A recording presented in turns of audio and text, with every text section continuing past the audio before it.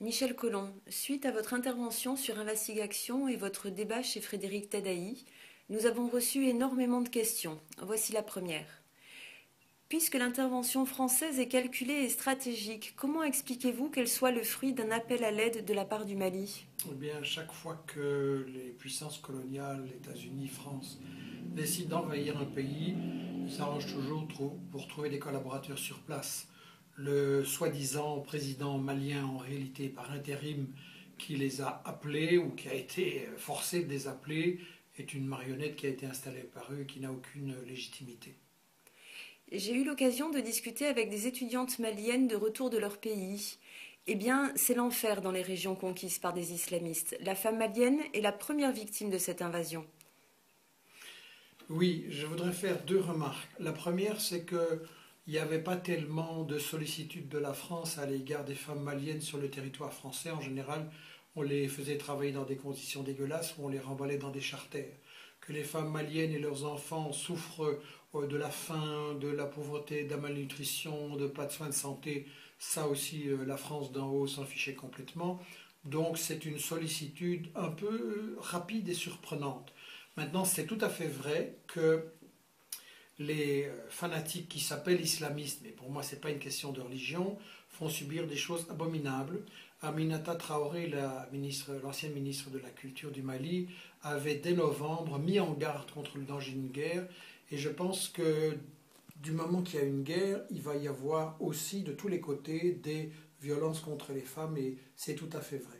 Maintenant, je dois dire que je constate, je peux comprendre que beaucoup de Maliens se sentent désorientés et perplexes dans cette situation et qu'ils se disent oui, quand même, on a une occupation par les islamistes, il fallait absolument faire quelque chose.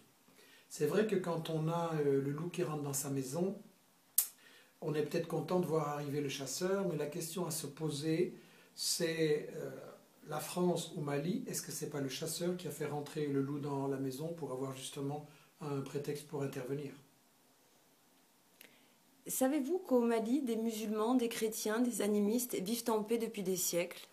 Oui, c'est absolument connu. Et en fait, diviser pour régner, dresser les chrétiens contre les musulmans, les arabes contre les noirs, ça c'est la stratégie traditionnelle des colonialistes, diviser pour régner. Guénaud, le cerveau social de Sarkozy, comme on nous le présente en France, c'est une arnaque, non? Guénaud, effectivement, c'est une arnaque, c'est un imposteur. C'est l'homme qui a écrit le célèbre discours de Dakar où Sarkozy s'adressait au début de son mandat aux Africains avec une condescendance paternaliste, hypocrite. C'était vraiment du colonialisme puant. Et Guénaud, dans ce discours, disait oui, la colonisation, c'est pas bien, la France, quand même, il y a eu vraiment des choses pas bien envers les Africains. Et puis tout de suite après venait le second message, beaucoup plus important. Mais enfin, les Africains, ils doivent quand même arrêter de penser au passé, ils doivent entrer dans l'histoire, ils doivent cesser de culpabiliser les Blancs et tout ça. Et ça, c'est très hypocrite à mon avis, parce que Guénaud sait bien que la France-Afrique, c'est-à-dire la France-Afrique, la France dont les multinationales tirent leur fric du pillage des ressources africaines, plongeant l'Afrique dans la misère, faisant en sorte qu'il y ait des marionnettes, des présidents fantoches qui soient là pour vendre leur pays. Guénaud sait bien que le colonialisme continue, et donc il est tout à fait hypocrite quand il fait semblant de s'intéresser à l'émancipation des Africains.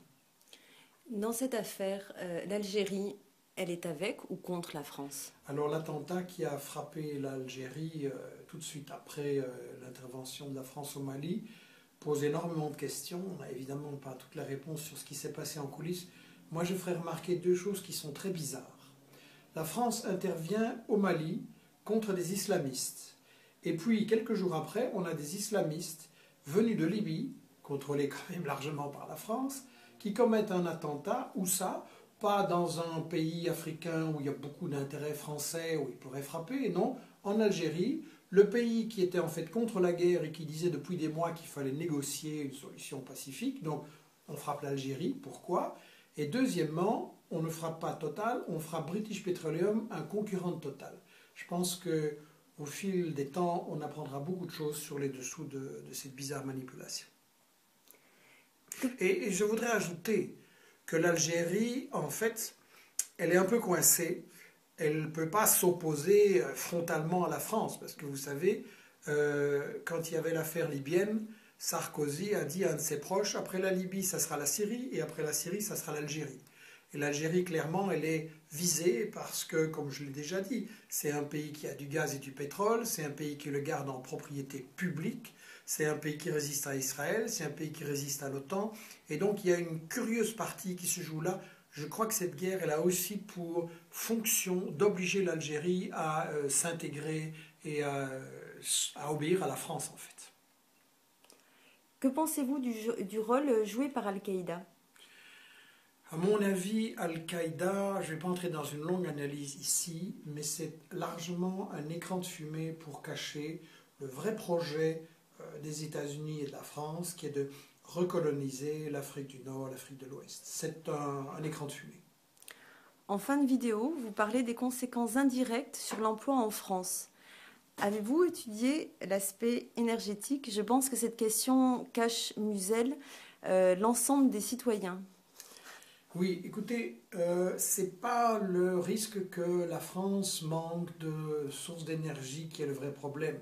Si on sortait un peu de ce système où les multinationales de l'énergie et les autres multinationales nous poussent à gaspiller, si on faisait beaucoup plus de transport public et d'économie d'énergie, je pense que de toute façon, le problème de l'énergie va se poser dans l'ensemble de la planète.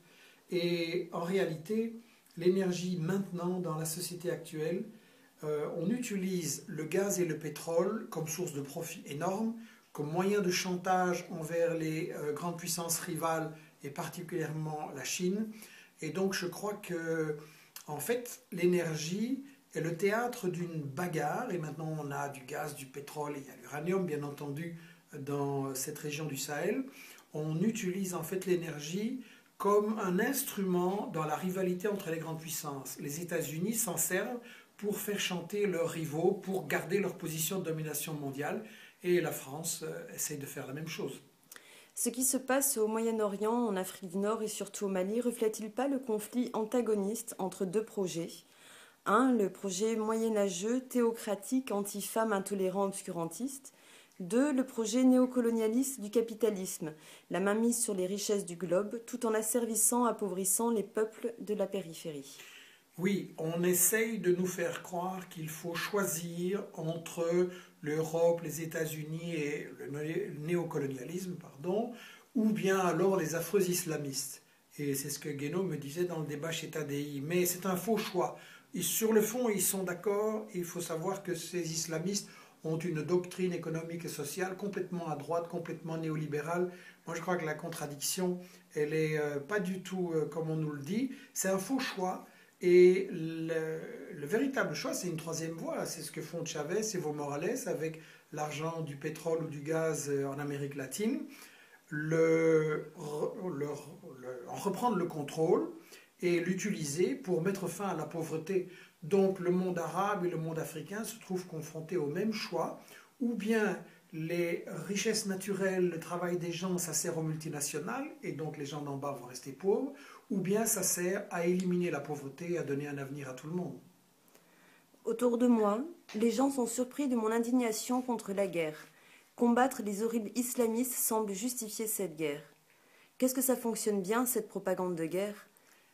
Oui, je comprends qu'on peut avoir ce découragement, mais je voudrais dire une chose. En même temps, l'adversaire n'est jamais aussi fort qu'on essaye de nous le faire croire. Je pense qu'ils sont en grande difficulté. Les États-Unis et la France qui multiplient les guerres un peu partout, mais ça va provoquer des résistances. Je veux dire, on a compris ce qu'ils ont fait en Irak, on a compris ce qu'ils font en Afghanistan. Et maintenant, le problème est de surmonter justement ce découragement et cette impuissance. Il faut bien se dire que le but du colonialisme, au fond, c'est de façonner les esprits pour que nous nous sentions impuissants. Et particulièrement, les gens qui, selon moi, restent décolonisés, en Afrique, au Moyen-Orient, en Amérique latine, les gens qui restent décolonisés, on essaye de leur faire penser qu'ils sont impuissants, qu'ils n'y peuvent rien. Mais nous avons un très très grand pouvoir de riposte. Je pense qu'il est très important de coordonner des luttes, de coordonner des résistances et d'engager la bataille pour l'information, à savoir que on doit utiliser Internet, On doit faire connaître, on doit démasquer les médias mensonges, on doit donner la voix aux gens qui sont sans voix dans les médias dominants.